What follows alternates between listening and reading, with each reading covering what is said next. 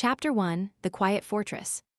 In the mist-laden valleys of ancient Japan, the Ronin Miyamoto Musashi once watched a bamboo grove sway under a sudden storm. The wind knocked over thousands of stalks, yet the bamboo bent without breaking.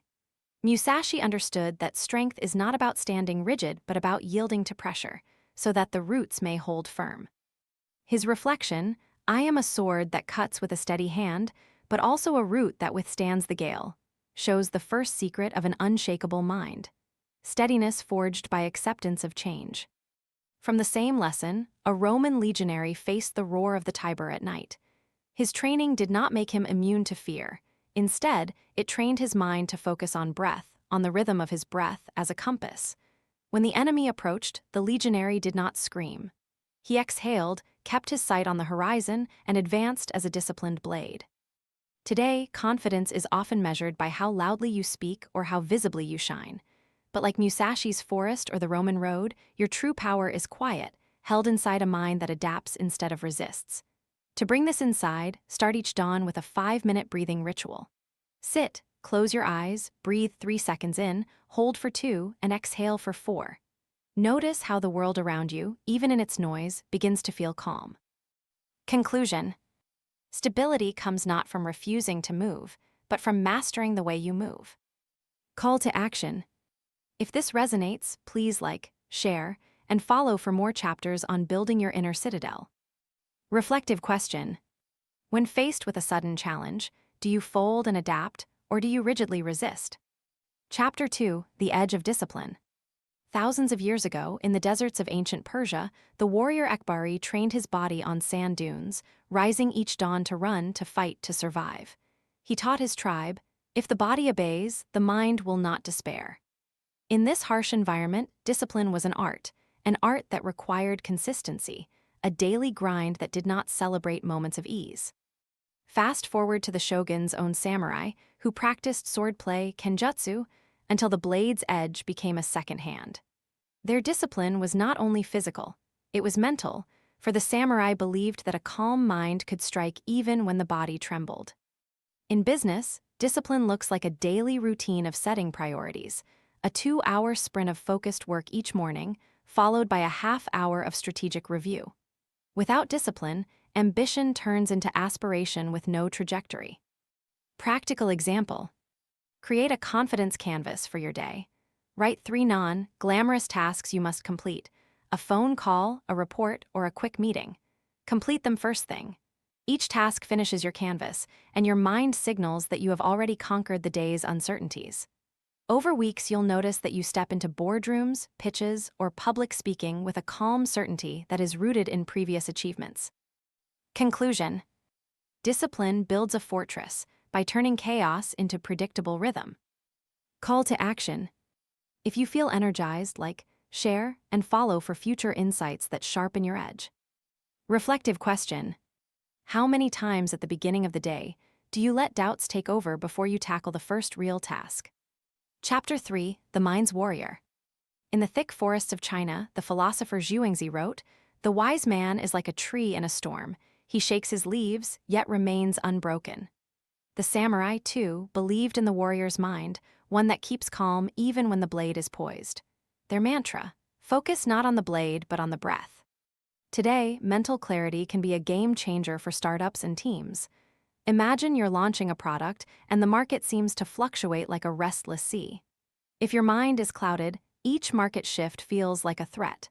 But if you practice mindful presence, each shift becomes a chance to recalibrate. Example: every morning, before diving into the day's emails, take 90 seconds to sit in silence. Visualize your mission, anchor your intent, and let the present moment settle. When a stakeholder raises a concern, you pause, take a breath, and respond, not reacting hastily but responding from a place of assurance. This practice mirrors the samurai's kiai, the audible shout that steadied his soul before a strike. Today, the shout can be a breath. Conclusion: the mind's warrior is not a shield, but a calm center that directs the flow of energy. Call to action: if this resonates, hit like, share, and follow to keep refining this inner warrior. Reflective question: when the next pressure point arrives, Will you react instantly or pause with a purposeful breath? Chapter 4, The Resilient Heart. Legend speaks of the Korean swordmaster Kim Sungjun, who, after his armor failed in battle, continued fighting with a wooden sword, focusing on technique rather than armor. His resilience shows that confidence stems from mastery of one's skill rather than possession of extraordinary equipment. Similarly, the Stoic Marcus Aurelius wrote, "The impediment to action grows from the lack of inner preparation." He reminded himself daily that obstacles were simply opportunities for the spirit to refine itself. The heart's resilience is nurtured when we see challenges not as stops, but as tests of integrity. How to apply today. When you encounter a failure, be it a lost deal, a rejection, or a project delay, write your reaction and your next step. The practice of journaling turns emotion into data and fosters a habit of learning. For example, after a tough negotiation, note, "I felt anxiety, I asked for clarification, I will prepare this data next time." Later, revisit to see how many times you improved through iteration. Conclusion. The heart's resilience turns adversity into the scaffolding of confidence. Call to action. If you see resonance, like, share and follow for more wisdom that turns setbacks into stepping stones. Reflective question. When an obstacle arises, does your heart panic, or does it seek a lesson hidden within? Chapter 5, The Citadel's Gatekeepers. In the Persian Empire, warriors guarded the gates not only with shields, but with stories of their ancestors, reminding each other of the shared purpose. The samurai, too, carried tales of their daimyo's deeds to lift morale before battle. Modern leaders may not protect borders, but they guard team morale, vision, and purpose.